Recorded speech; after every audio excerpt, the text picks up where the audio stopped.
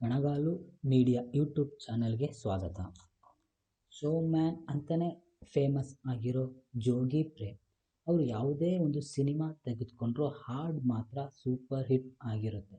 ಅದರಲ್ಲಿ ಎರಡು ಮಾತೇನಿಲ್ಲ. ಕರಿಯ ಸಿನಿಮಾ ತಗೊಳ್ಳಿ, ಎಕ್ಸ್ಕ್ಯೂಸ್ ಮೀ, ಜೋಗಿ, ರಾಜ್, ಯಾವುದೇ ಸಿನಿಮಾ ತೆಗೆದುಕೊಂಡ್ರೂ ಹಾಡು ಮಾತ್ರ ಸೂಪರ್ ಹಿಟ್, ಅದರಲ್ಲೇ ಪಕ್ಕ.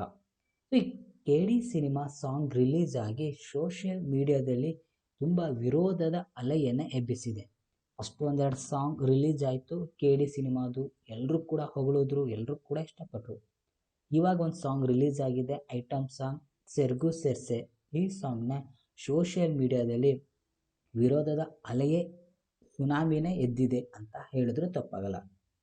ಇದೆಷ್ಟು ಸರಿ ಎಷ್ಟು ತಪ್ಪು ಅನ್ನೋದನ್ನ ನೀವೇ ತೀರ್ಮಾನಿಸಿ. KD ಚಿತ್ರದ ಈ ಐಟಮ್ ಸಾಂಗ್ 5 ಭಾಷೆಯಲ್ಲಿ ರಿಲೀಸ್ ಆಗಿದೆ. ಆದರೆ ಹಿಂದಿ ವೀಕ್ಷಕರು ಯಾಕೋ ಇಷ್ಟ ಆಗದೆ ಈ ಸಾಂಗ್ನ ರಿಮೂವ್ ಮಾಡಿದ್ದಾರೆ. ಮೇ ಬಿ ಈಗ ಕನ್ನಡದಲ್ಲೂ ಸಹ ಇದು ರಿಮೂವ್ ಆಗ್ಬೋದು. ಅಷ್ಟೇ ಅಲ್ಲದೆ ಮಹಿಳಾ ಆಯೋಗಕ್ಕೂ ಹಲವಾರು ಪತ್ರಗಳು ಮೂಲಕ ದೂರನ್ನು ಸಹ ನೀಡಲಾಗಿದೆ ಎಂಬ ಮಾಹಿತಿ ಕೂಡ ಇದೆ.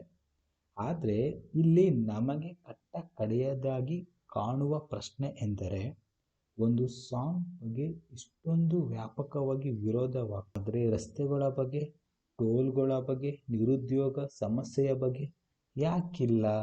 ಇವುಗಳಿಂದ ಏನು ಸಮಸ್ಯೆ ಆಗೋದಿಲ್ವಾ ಸಮಾಜಕ್ಕೆ? ಸೊ ನಿಮ್ಗೆ ಏನನ್ಸುತ್ತೆ ಅನ್ನೋದನ್ನ ಕಮೆಂಟ್ ಬಾಕ್ಸಲ್ಲಿ ಕಮೆಂಟ್ ಮಾಡಿ, ಲೈಕ್ ಮಾಡಿ.